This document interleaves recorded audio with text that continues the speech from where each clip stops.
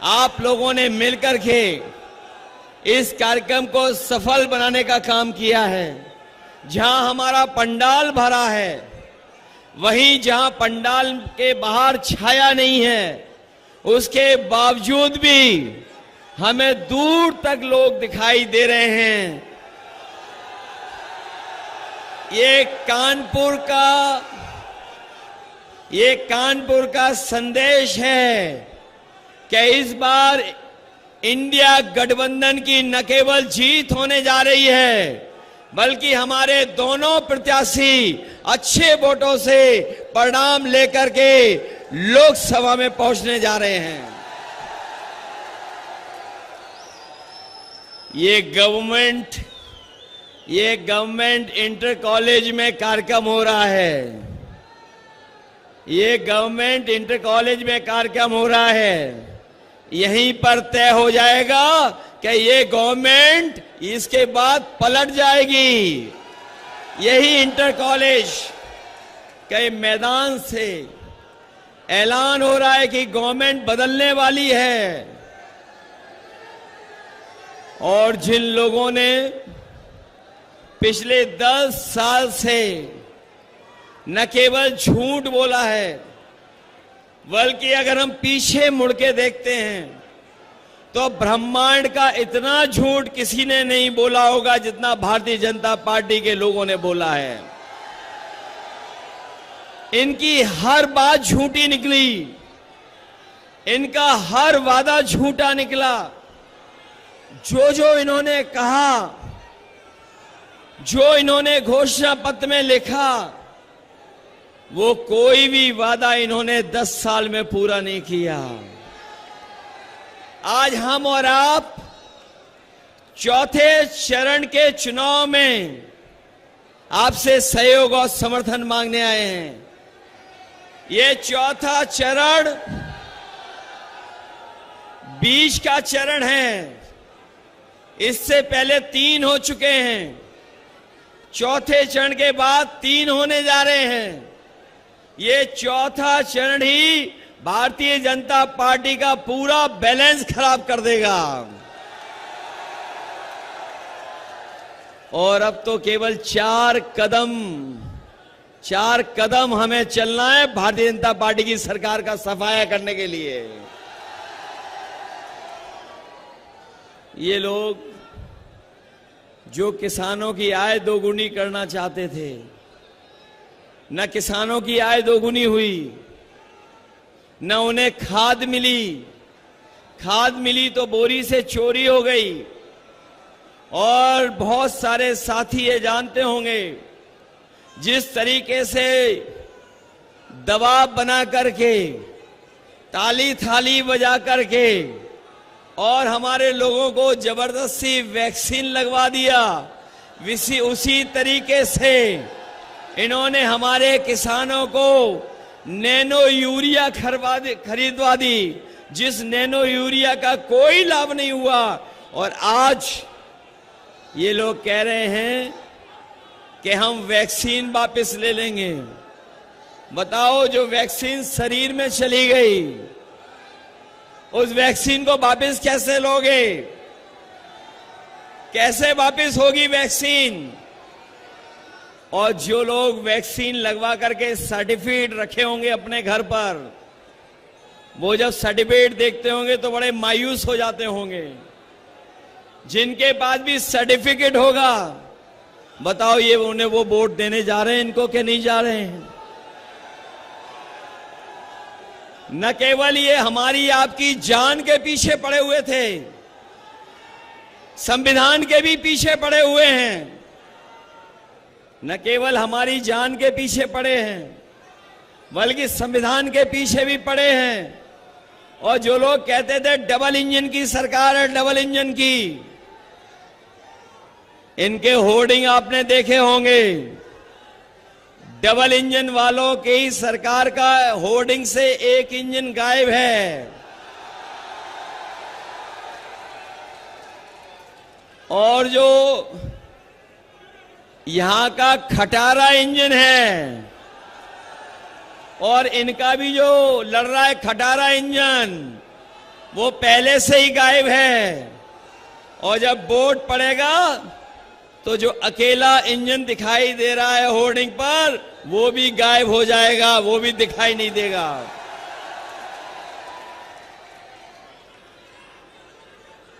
बंटवारे में झगड़ा हुआ, कभी कभी बंटवारे में झगड़ा होने से नाराजगी हो जाती है। कुछ लोगों के हो सकता है बंटवारे में, एक दूसरे के बंटवारे में सही बंटवारा ना हुआ हो, इसीलिए नाराजगी दिखाई दे रही है। और अब तो वो अपने लोगों को ही बुरा भला कहने लगे हैं। जो लोग अपने लोगों को ही बुरा भला कहने लगे होंगे, तो सोचो जब 7 चरणों का चुनाव खत्म होगा तो परिणाम क्या होगा। और वो जानते हैं कि जनता का गुस्सा 7वें आसमान पर है, 7वें चरण तक इनका सफाया होना तय है। ये जो नौजवान हमारा बिना नौकरी बिना रोजगार के, इसका भविष्य अंधकार में है। कमाल की सरकार है उत्तर प्रदेश की, जिस सरकार का हर पेपर लीक हो जा रहा है। ये नौजवान जो परीक्षा देने गए होंगे वो जानते होंगे, जब परीक्षा दी घर लौटे तो उनका पेपर लीक हो गया। बताओ पेपर लीक हुए कि नहीं हुए? ये कैसी सरकार है जो अपना लीकेज नहीं रोक पा रही है। और ये जो अग्निवीर वाली नौकरी, यहां तो बहुत बड़ा कैंटोनमेंट है, और हम ये जानते हैं आंकड़ों में उत्तर प्रदेश से ज्यादा फौज में भर्ती के लिए कोई नहीं जाता था। इन्होंने फौज की भर्ती को कम कर दिया, न केवल कम कर दिया बल्कि अग्निवीर नौकरी भी 4 साल की कर दी। हम नौजवानों को भरोसा दिला के जा रहे हैं, इंडिया गठबंधन के लोग ये 4 साल की अधूरी नौकरी को स्वीकार नहीं कर सकते। सरकार बनेगी तो अग्निवीर वाली व्यवस्था हमेशा हमेशा के लिए खत्म हो जाएगी। ये हमारा कानपुर जो इंडस्ट्रियल टाउन रहा, जहां के उद्योगपतियों ने, उद्योग चलाने वालों ने, कारोबार करने वालों ने अपनी मेहनत से, अपनी काबिलियत से एक कानपुर की पहचान बनाई। जो सरकार को मदद करनी चाहिए वो सरकार ने मदद नहीं की। चाहे वो एमएसएमई हो, चाहे बड़े उद्योग कारखाने हो, उनके साथ भेदभाव करने का काम भारतीय जनता पार्टी की सरकार में हुआ है। एक समय था यहां पर मिलें चला करती थी, मिलें चल करके न जाने कितने लोगों का रोजगार और नौकरी और घर चलता था, लेकिन इस सरकार ने कोई कदम नहीं उठाया। न केवल मिलों को भी नहीं शुरू किया, सुनने में आ रहा है कि ये लोग लेबर कॉलोनियों को भी हड़पना चाहते हैं। लेबर कॉलोनियों को हड़प करके न जाने कौन सी नई चीज बनाना चाहते हैं। हम समाजवादी लोग कभी इन बातों को स्वीकार नहीं कर सकते हैं। यही कानपुर के लोग जानते होंगे, आज जो बिजली आ रही है वो समाजवादियों की देन है। ये जो बड़े बड़े कारखाने लगे हैं, चाहे वो पनकी का हो, और मुझे याद है जिस समय कांग्रेस पार्टी की सरकार थी दिल्ली में, उस समय यहीं के सांसद मंत्री थे, वो चाहते थे कि एक बिजली का कारखाना लग जाए। उत्तर प्रदेश में समाजवादियों की सरकार थी, हम लोगों ने पूरी सहमति देकर के मदद करने का काम किया। उसका परिणाम यह हुआ कि निवेली लिग्नाइट का सबसे बड़ा बिजली का कारखाना बन करके तैयार हो गया। ये सरकार बिजली नहीं बना रही, बिजली का बिल महंगा कर रहा है। बताओ जब बिल आता है तो आपको करंट लगता है कि नहीं लगता है? और इनकी सरकार में लीकेज के साथ साथ मीटर की भी रफ्तार बढ़ गई है। ये जो मेट्रो चल रही है ये समाजवादियों की देन है, समाजवादियों की देन है। इस कानपुर को हम लोग कामपुर बनाना चाहते हैं, काम ज्यादा हो लोगों के पास। कानपुर का तो अपना पहचान है ही है, लेकिन यहां के लोगों को काम मिले, कामपुर बन जाए, उस दिशा में हम लोग काम करेंगे।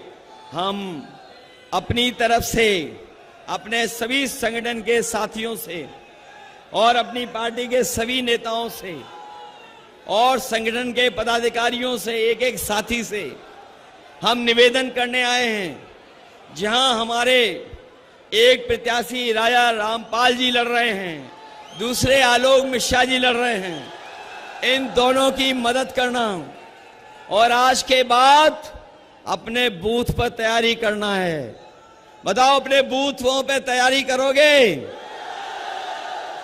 अगर शासन और प्रशासन रुकावट पैदा करे तो घबरा तो नहीं जाओगे आप लोग? ये कानपुर वाले हैं, इन्हें सब रास्ता पता है बूथ पर कैसे जाया जाता है। बूथ पर पहुंचोगे अपना वोट डालने?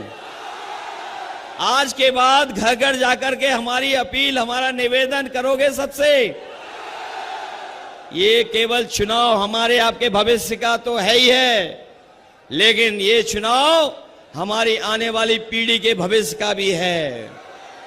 ये चुनाव संविधान बचाने का है।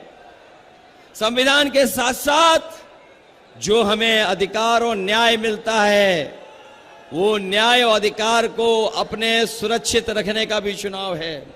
इसलिए इंडिया गठबंधन समाजवादी पार्टी और कांग्रेस के प्रत्याशियों को ऐतिहासिक वोटों से जिता देना, यही निवेदन, यही अपील मैं आपसे करने आया हूं। मुझे पूरा भरोसा है कि कानपुर वाले इस बार रिकॉर्ड मतों से आलोक मिश्रा जी को जिताएंगे।